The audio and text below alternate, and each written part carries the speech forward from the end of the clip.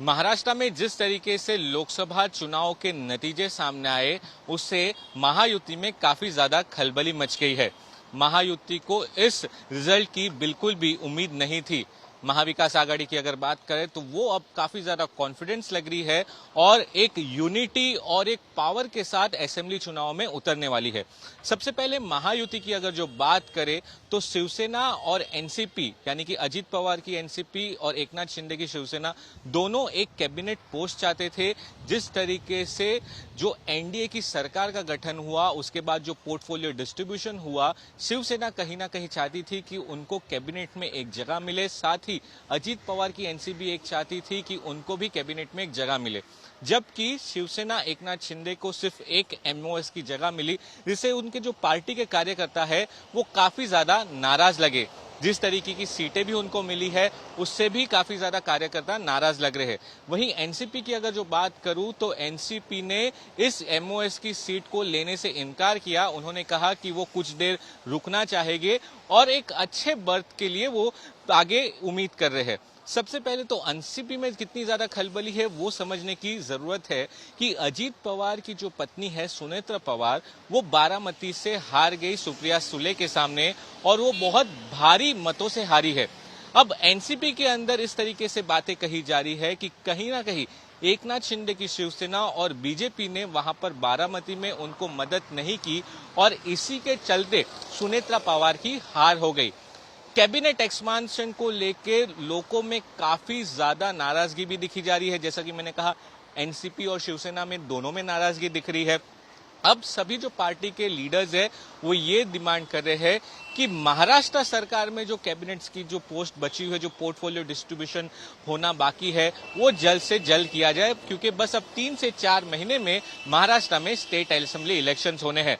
तो महायुति में सब कुछ सही नहीं चल रहा है। लगातार मंथन पे मंथन किए जा रहे हैं, रोज अलग अलग दिन पर मीटिंग हो रही है और ये कोशिश की जा रही है कि कैसे जो महायुति की जो तीनों पार्टी है यानी कि बीजेपी, एकनाथ शिंदे की शिवसेना और अजित पवार की एनसीपी साथ में मिलकर सारी नाराजगी और सारे प्रॉब्लम्स को सॉल्व करे और वो असेंबली इलेक्शंस में उतरे।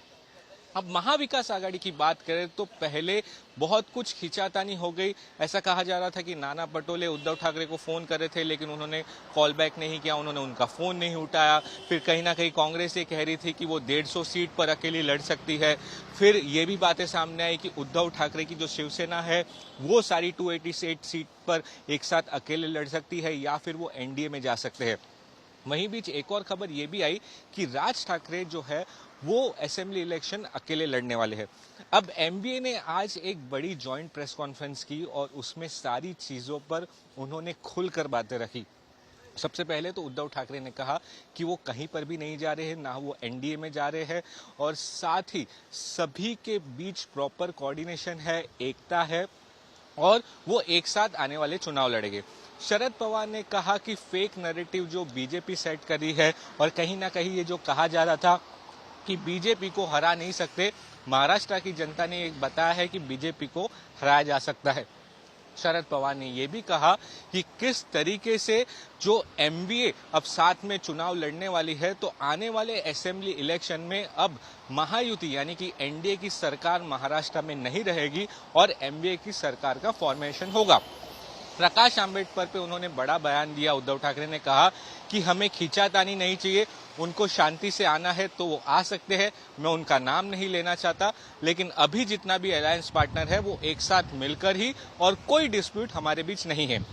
खैरहाल बहुत समय बाकी है, 3 से 4 महीने का समय अभी भी बाकी है महाराष्ट्र में असेंबली इलेक्शंस को लेकर।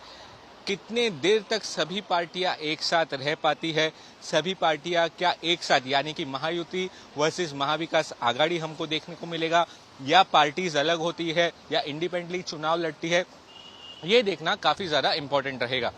कैमरा पर्सन नितिन वर्णे के साथ सौरभ वक्तानिया, मुंबई, आज तक।